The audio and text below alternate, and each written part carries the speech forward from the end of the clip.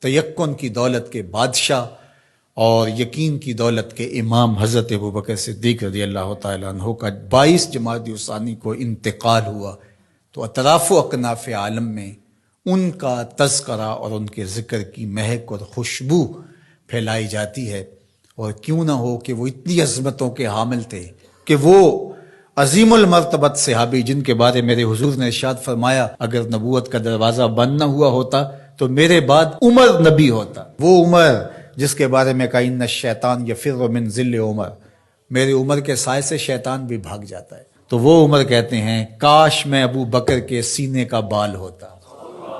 اب مرتبہ بتائیے کیا ہوگا سیدنا صدیق اکبر کا۔ حدیث بخاری ہے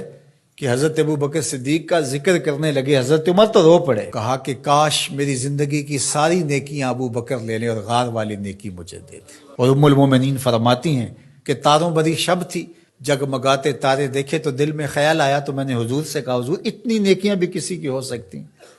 اور دل کے گوشے میں یہی تھا کہ میرے باپ کا نام لیا جائے گا، لیکن آقا نے برجستہ کہا عمر کی،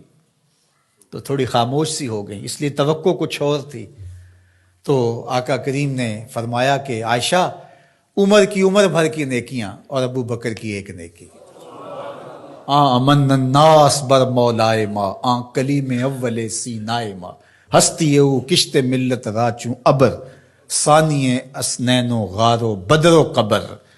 کہتے ہیں حضور کا سایہ نہیں تھا لیکن ابو بکر صدیق رضی اللہ تعالیٰ عنہ سائے کی طرح حضور کے ساتھ رہے۔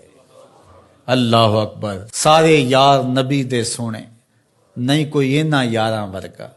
نہ کوئی ہویا نہ کوئی ہوسی اینا جان نثاراں ورگا، نہ اس دھرتی پیدا کیتا